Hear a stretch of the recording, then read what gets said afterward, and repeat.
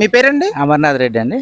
Sir ఇప్పుడు మాకు మీ గురించి చెప్పారు. ఇక్కడ అసలు ఈ మారేడుమిల్లి మొత్తంలో ఈ బొంగులో చికెన్ వండి పెట్టే పదార్థాన్ని అసలు మీరే ఇంట్రడ్యూస్ చేశారని దాని గురించి వివరాలు చెప్తారా అమర్నాథ్ రెడ్డి గారు? నేనేనండి చేసింది 98 కనిపెట్టాను. ఇది టూరిజం ప్యాకేజ్ పెట్టే స్టార్ట్ చేశారు అప్పుడే ఫారెస్ట్ డిపార్ట్మెంట్. అప్పుడు దీన్ని బయటికి తీసుకొచ్చి అంటే ఎట్లా తెలిసిందండి మీకు అలా వండాలని?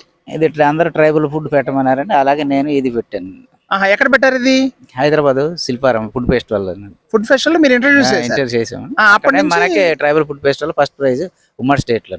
ఓ కంగ్రాచులేషన్స్. సో అప్పటి నుంచి ఇక్కడ మారేడుమిల్లి మన దగ్గర పని చేసిన వాళ్ళు చికెన్ కొట్టే, చూసిన వాళ్ళు చికెన్ కొట్టు పెట్టుకున్నారు. సో 1998 ముందు ఇక్కడ ఇట్లా బొంగులో చికెన్ అమ్మేది మనకి 2006లో ప్రైజ్ వచ్చింది, first prize. 2006. Okay okay. Rajasekhara Reddy గారు. సో 2006 ముందు ఇక్కడ బొంగులో చికెన్ లేదు. 98 నుంచి నేను చేస్తున్నాను. ఇంకా పక్క నుంచి కొట్లు వచ్చినాయి, కానీ మనకు వచ్చిందల్లా 2006లోనే ప్రైజ్ వచ్చింది. Okay okay. అక్కడ ట్రైబల్ ఫుడ్ ఫెస్టివల్ జరిగేది.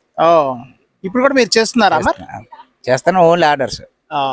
ఈ బ్యాంబూ చికెన్ కాకుండా ఇంకేదైనా స్పెషాలిటీ ఉందా మారేడుమిల్లిలో? ఉందండి, దీంట్లో పొట్లం చికెన్ ఒకటి ఉంది. పొట్లం చికెన్ అంటే ఎట్లా చేస్తారు? ఆకుల్లోనే కట్టి కాలుతా ఉంటాయి. అది బాగుంది, traditional food.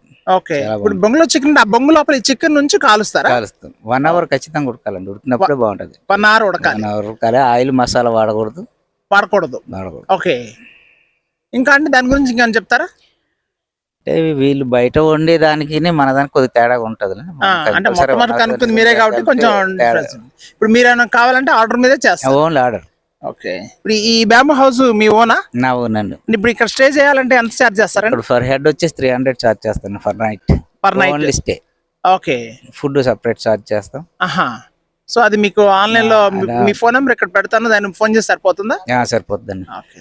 Thank you so much Amarnath Reddy garu. Thank you.